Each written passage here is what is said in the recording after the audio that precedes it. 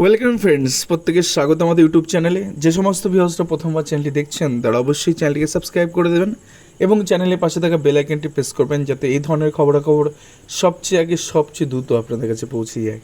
তো আজকে যে বিষয় নিয়ে কথা বলবো সেটা হচ্ছে 11,765 সাম্প্রতিক হইয়া যে 2022 সালের রিক্রুটমেন্ট প্রসেস যেটা প্রাথমিক শিক্ষা পর্ষদ নিয়েছিল, সেখানে 11,765 প্রাথমিক শিক্ষক নিয়োগে আবার এনআইএস প্রার্থীরা মামলা করেছেন। এটা নিয়ে বিষয়ে আসুন, যেটা ভাগ্য নির্ধারণ সোমবার আছে। এছাড়া আরেকটি খবর নিয়ে আলোচনা করবো, সেটা যে 3929 নিয়ে ভিতরের কিছু খবর হচ্ছে সেটা আপনাদের জানাবো। সেই সাথে অর্ডার কপি কবে আপলোড হবে সে সম্পর্কে একটা বিস্তারিত ধারণা কিন্তু আপনাদের দেবো। তো চলুন দেরি না করে শুরু করা যাক আজকের ভিডিওটি। তো 11,765 এনআইএস কেন, এটা নিয়ে আপনাদের মনে অনেক চিন্তা ভাবনা আসতে পারে যে এটা আবার কেন। সুপ্রিম কোর্টের দেবেশ শর্মা মামলার ক্ষেত্রে তো ক্লারিফিকেশন এটা হয়ে গেছে, অনলি ফর এলিমেন্টারি এডুকেশনের ক্ষেত্রে only for qualification DElEd, regular DElEd, then এর পাশাপাশি একটা দুটো ডিগ্রি আছে আর সেই রকম বিষয়গুলো আছে। তো বিষয়টা হচ্ছে এই যে মামলাটা ব্রিফটা দেখলাম, সেখানে কিন্তু এরা কিন্তু নাছর বাঁধা, মানে এরা যেটা তুলে ধরে এনেছে তাতে করে হাইকোর্টে কিন্তু চরম প্রশ্নের মুখে পড়তে চলেছেন বিচারপতি রাশি হাসান মান্ত মহাশয়। সোমবার এই মামলার ভাগ্য নির্ধারণ, আগের থেকে কিছু প্রেডিকশন করছি না, বাট মামলাটাতে জোরালো প্রশ্নচিহ্ন কিন্তু পিটিশনাররা রেখেছে। কারণ সুপ্রিম কোর্টের দেবেশ শর্মা মামলাটাকে উল্লেখ করে সেই মামলার জাজমেন্টটাকে সামনে রেখে এরা কিন্তু মামলাটা দায়ের করেছে।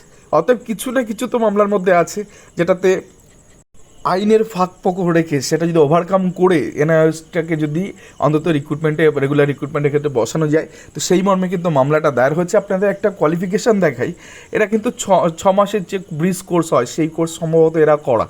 একটা ছোটো ডকুমেন্ট আপনাদের দেখায়, যেটাতে আপনারা দেখতে পাবেন এনআইএস থেকে এরা open skilling, national institute of open skilling এটা করেছে, যেটা MHRD ministry of human research ডিপার্টমেন্টের আন্ডারে আছে, যেটা গভর্নমেন্ট অফ ইন্ডিয়া স্পন্সার্ড, মানে গভর্নমেন্ট অফ ইন্ডিয়ার আন্ডারে এই কোর্সগুলো হয়।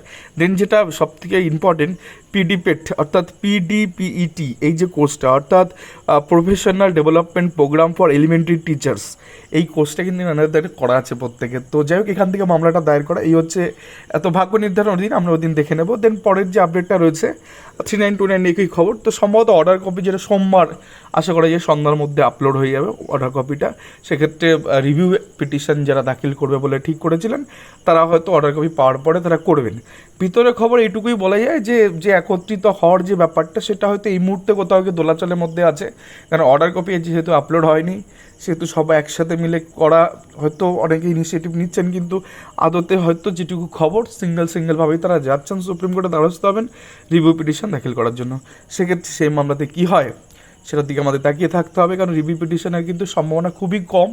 তো সেই জায়গা থেকে যদি একত্রিত হয়ে যাওয়া যেত বেটার হতো, বাট সেক্ষেত্রেও যতদূর খবর পাচ্ছি যারা ছোট ছোট গ্রুপ করে আগে যেমন ভাগবাটোয়ারা করে গেছিলো, এবারও সেই রকমভাবেই তারা যাচ্ছেন। তো সেক্ষেত্রে সেই রিভিউ পিটিশনের আদতে রিকল হয় কি না সেক্ষেত্রে তো পরবর্তী ক্ষেত্রে দেখাই যাবে।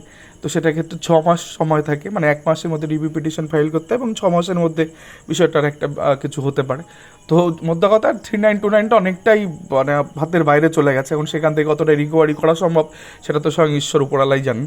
তো দেখা যাক সেখানে কী হয়। তো দুটো খবর আপনাদের দিলাম, একটা 3929 এবং আর একটা হচ্ছে এনআইএসের ভাগ্য নির্ধারণ সোমবার আবার হতে চলেছে হাইকোর্টে। তো যাক, এই ছিল আজকের ভিডিও। ধন্যবাদ সকলকে।